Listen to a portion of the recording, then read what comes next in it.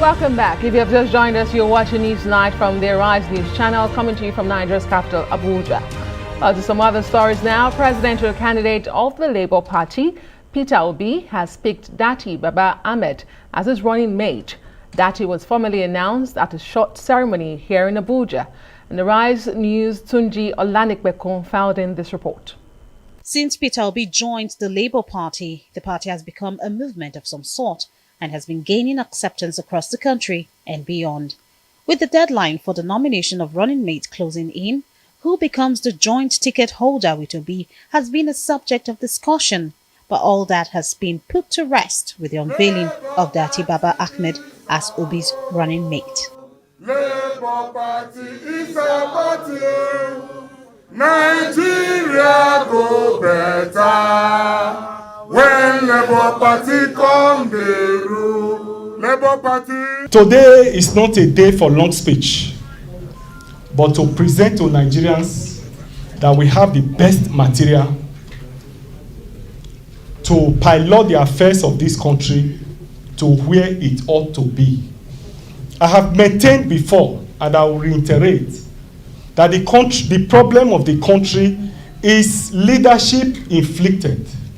He brings to this mission a great wealth of experience from the background of a private sector to public sector and a global knowledge that will help in our journey of turning around this country. Today, our country is facing so many challenges.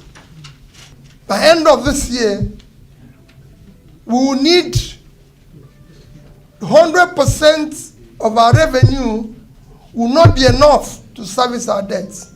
Datti Baba-Ahmed, in his acceptance speech, describes his nomination as an honor, one that will help achieve a dream of a new Nigeria. The undeniable, unchallengeable, fundamental reason for being on this ticket is to rescue Nigeria. And it goes logically and without saying that you can only rescue that which is in trouble. Nigeria is in a great deal of trouble. Yes. I cannot afford not to be part of the movement to rescue Nigeria.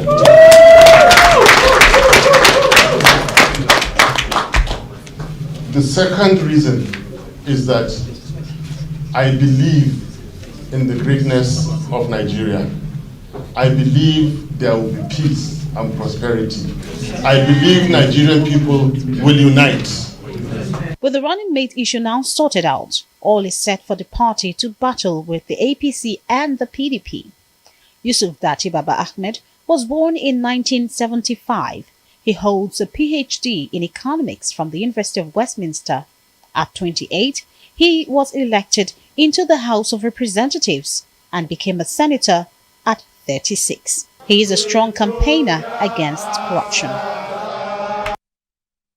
And the vice presidential candidate of the Labour Party, Datti Baba-Ahmed, joins me now in the studio. Thank you so much for joining us tonight.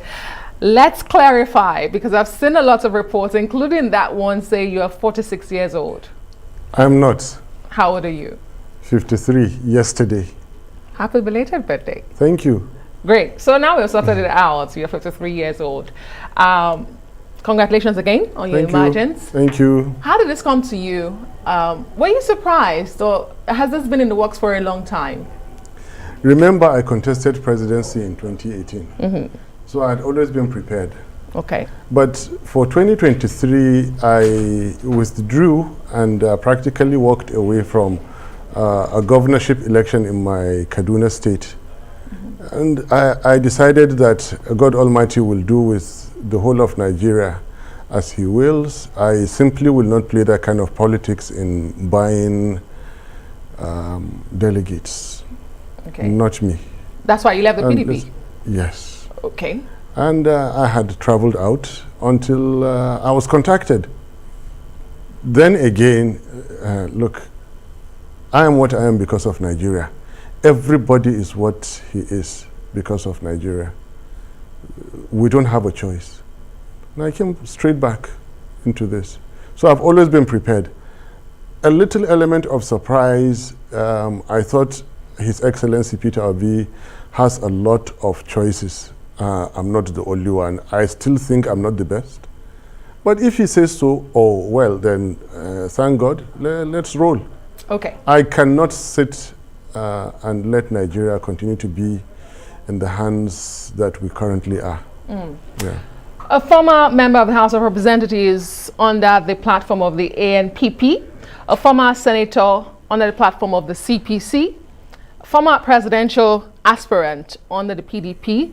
You are also one-time governorship aspirant under the PDP, and now you're the vice presidential candidate for the Labour Party. You've made quite the rounds within Nigerian political parties. Why? Not exactly. I have consistently been in one political type. I have consistently been in the leading opposition party. ANPP was a leading political party when I joined it, and so was CPC.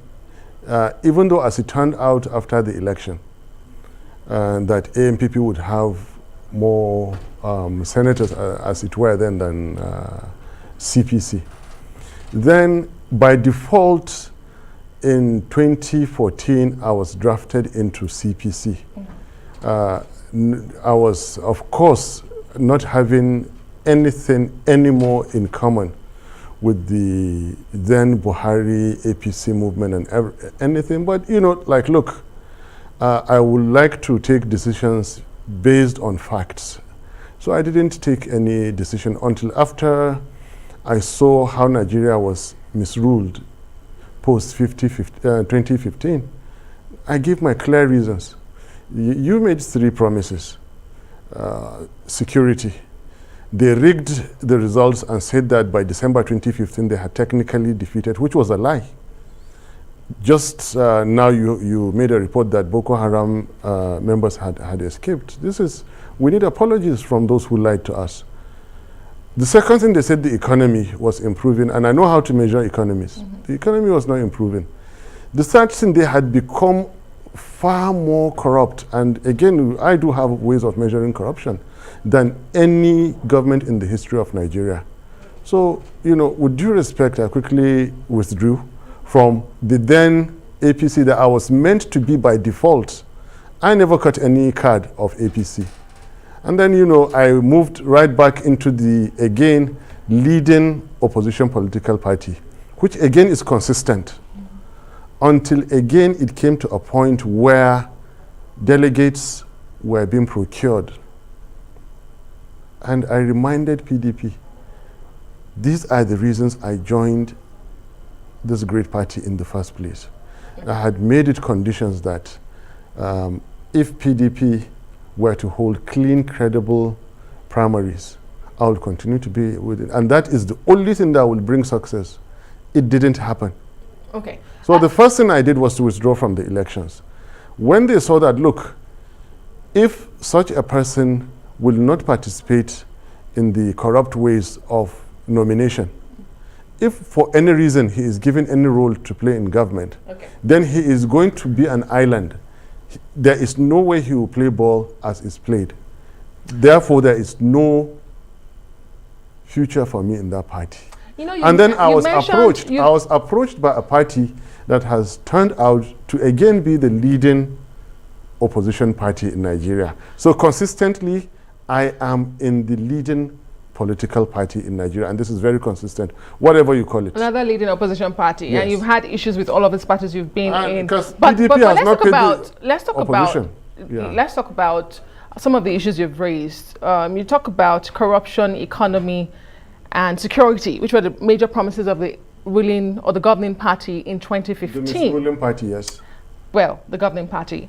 As vice president, should Labour Party win, you will be chairing the National Economic Council. You will supervise the economy of Nigeria.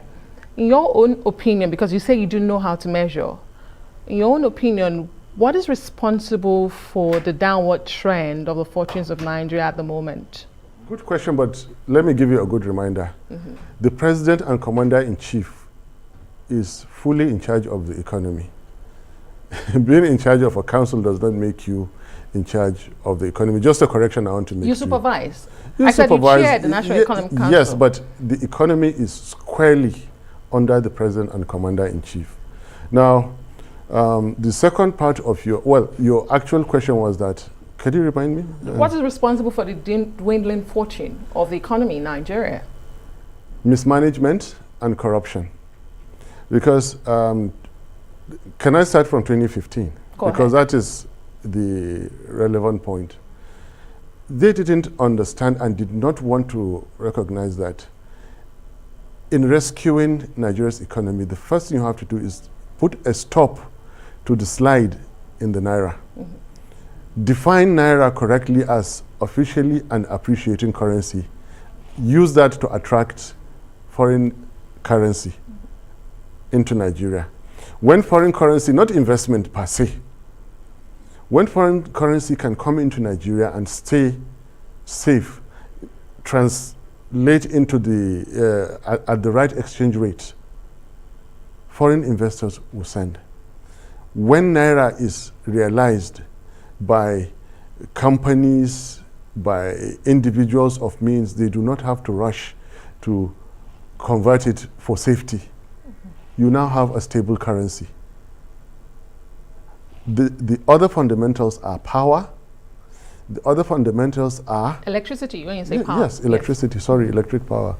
The other fundamentals, of course, are a sound public service in which money is spent in such a way that results are obtained.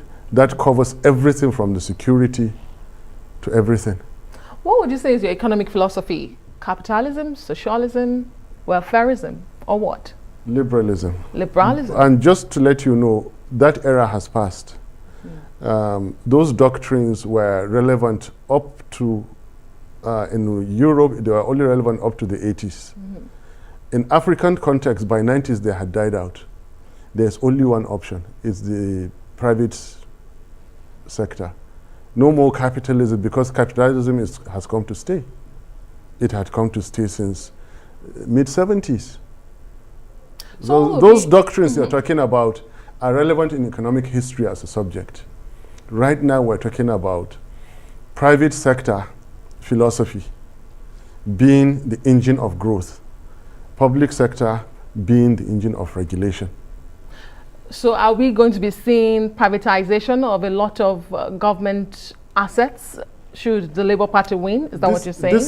You just have the last bit of government enterprises that are yet to either be concessioned or privatized. And by the way, privatization is almost over because all those moribund companies have gone. Government is no longer, government is struggling to pay, in the case of Nigeria, struggling to pay salaries, struggling to pay debts. How can you even own enterprises or industries or companies? That era is gone. It's a matter of individuals establishing refineries, and thank God you have an individual who is making it, fertilizer plants, airlines, in my own kind of case, a university or two universities, hospitals. We spend money better than when government does. That is the philosophy, no longer capitalism or socialism. That is gone. Okay, let's go back to politics. I mean, you've been in the National Assembly, so you understand to an extent the workings of governance. But before I get into that, I want to ask you, did you spend 1 year, just 1 year in the Nigerian Senate, and why? Because they were more powerful than me. Who I spent were 8 more months. powerful than you? I defeated an 8-year governor of Kaduna State, and who later became chairman of the Committee of Finance in the Senate, while I was out of the House of Reps, and he was chairman Committee of Finance, and we contested. People were asking if I had gone crazy, because even in the PDP, nobody even dared buy a form. And there I said, I believe in God Almighty, I believe in my capacity, and I will face him. Now, I dislodged chairman of finance. Remember, customs I don't want to talk too much. It's under finance, and there was the design case, and I don't want to talk too much. I had interrupted something good that was going on. Is that why you didn't challenge it in court? You said you I won was the fair one and being square. challenged. Listen, I was the one being challenged. I can't challenge. I won. So I can't win and then take someone to court. And so you were challenged and you lost your seat. Of course. I was And you let it go. What can I do? Okay. I told you I was overpowered. Because look, customs was under finance. That's all I will tell you. I don't want to talk too much now. And there was the designing case, and I came as senator, floor senator. I was only vice chairman, MDGs. The goods that were happening could not happen simply because I had interrupted. There are a handful of factors, and you know, even in my home state, somebody, of course, of blessed memory, had realized that my rising profile was a threat to his 2015 re-election bid. And, you know, so all those things added up against me. Look, I have lived to fight today. I'm so happy I went into the Senate with honor. I left with honor and dignity. Okay. The Labour Party currently has no elective office across the 36 states and the Federal Capital Territory. What is the plan for the government should the Labour Party win the presidential election? What's the plan to form a government? Is that a source of concern to you and your presidential candidate? Allow me to leave some of these questions to my capable leaders. I am not an all-rounder, I need to admit. Okay. If you speak about economy, procurement, education, a bit of security and others, I can. But that question is best answered by His Excellency Peter Obi and also our party chairman. Fair enough. I will take risks in answering that question, and I don't want to, please. Fair enough. Yeah. A man who understands and knows his capabilities. Yeah.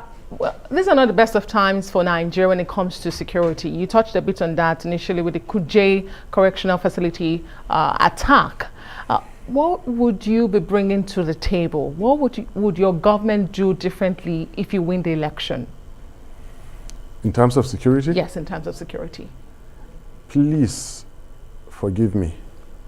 The context of Nigeria requires some people in our kind of position to talk little, because the controversies and the things we're realizing are more than scary, and you just don't talk anyhow anymore. Not for my own safety, but because we cannot even believe the things that are beginning to be discovered. It's only a matter of time. Gather all your information, wait. If you get into power, confirm those things and then act. There is terror, there is banditry, and the other things that I don't really have to mention now. It is too delicate for someone like me to continue to discuss. But believe you me, the saints you think are not. And that is the more reason I don't even want to talk now. The saints you think are not. Very, very bad things have happened to dear Nigeria. You know, Peter Obi, your presidential candidate or your principal, is enjoying huge followership and is as a result of what some people have referred to as a brand different from the establishment. Yes. Do you, or even though that's debatable, do you see yourself also from that stock of a brand from the establishment? If yes, what exactly are you bringing to the table? To answer your question, I have always been brand differentiated, right from 2002 when I joined in my constituency. What I'm bringing to the table is a flair for educating Nigerians. There is a pyramid I will try to convince our team to build and block all the gaps. The entire population of Nigeria, one must fall into one of these. Basic education, civic awareness, enlightenment, education, and professionalism. And in so doing, we have blocked any leakage no Nigeria will want. I will try to work with my team to see that, with the team, to see that the average Nigerian salary takes one across from the first day of the month to the last day of the month. I am bringing to the round to the table, to the system, the feeling of liberty to all Nigerians that we are taking back our country, which presently does not belong to us.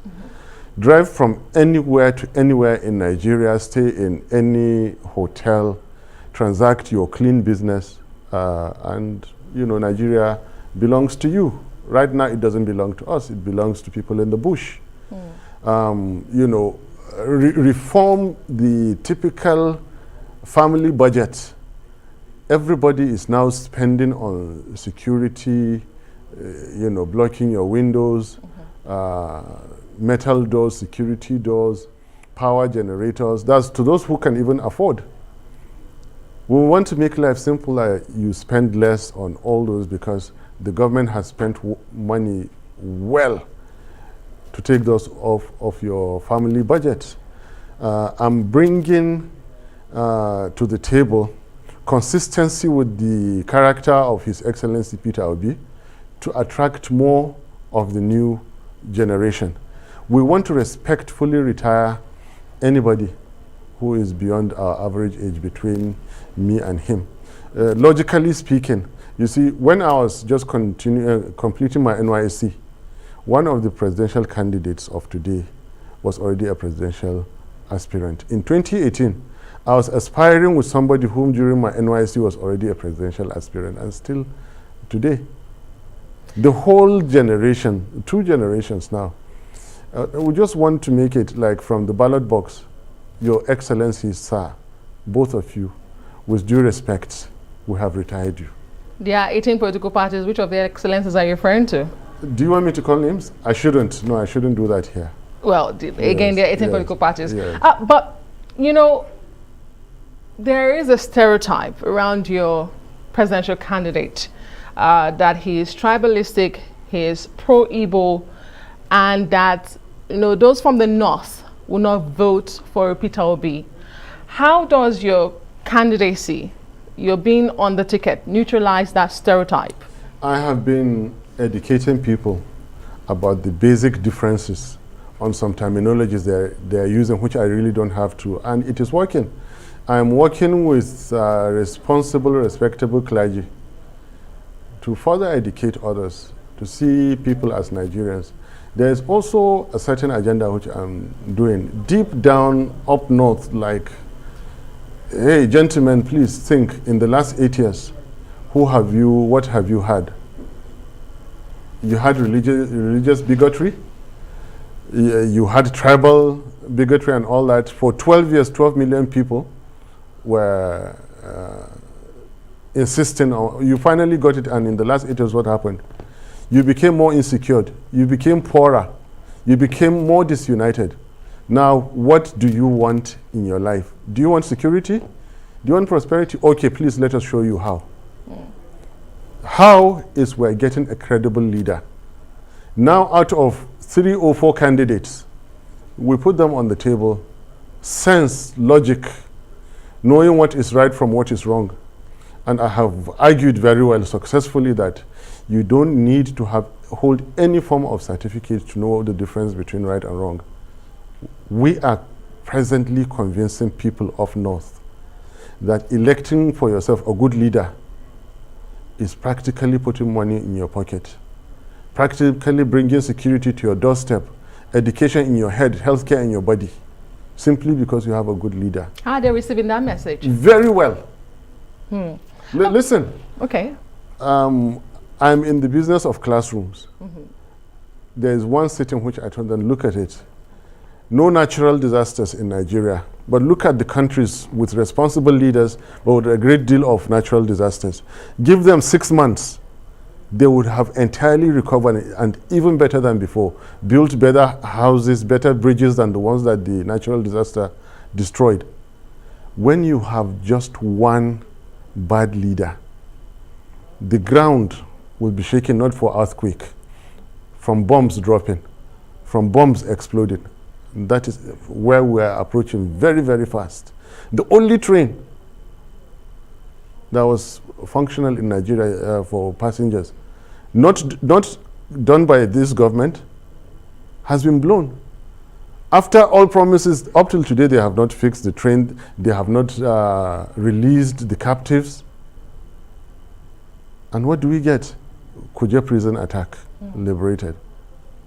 So I am succeeding. We're succeeding in making people, if you want earnestly, honestly to yourself, peace and prosperity, allow us to tell you what you need. And what you need is a credible leader.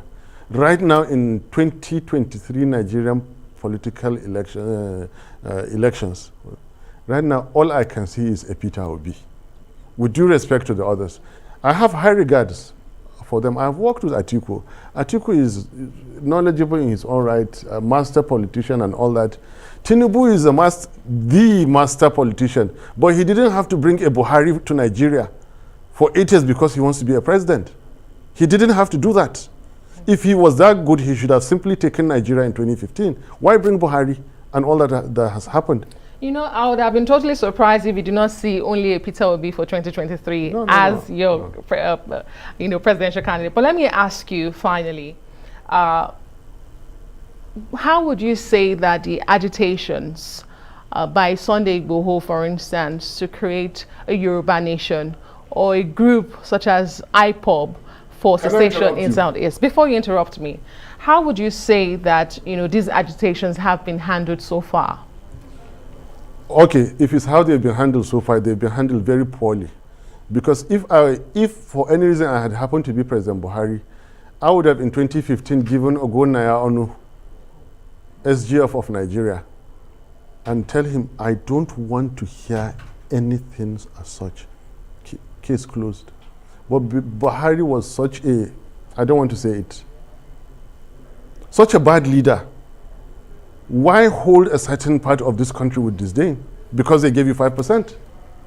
He said it, so if I repeat it, I'm not wrong. He yielded to the master politician of Nigeria because they funded him on everything. Okay, FRS belongs to you, SGF belongs to you, and he's putting certain kinds of northerners so that by either 19 or 23, he could then draft them as his deputies. This is wrong. Then you asked me how it was handled. I've answered that. Yes. But anything about, look, I am too Nigerian to succumb to answering questions about Tony Igboho and the other gentleman, Kalu. Nnamdi Kalu. I'm too Nigerian to discuss those. My overwhelming interest now by engagement is education. By government role is security and economy. Do you understand? His Excellency Peter Obi is of a certain technical opinion that they hardly exist. And if you listen to his arguments, he's right. If they had not been mismanaged, they would not be there today. Okay. And I think that's a very good place to leave this conversation. Thank you so much, Dr. Yusuf Datti Baba-Ahmed, the vice presidential candidate for the Labour Party in the 2023 elections in Nigeria. Thank you for sharing your time with us tonight on the news. And we wish you the best.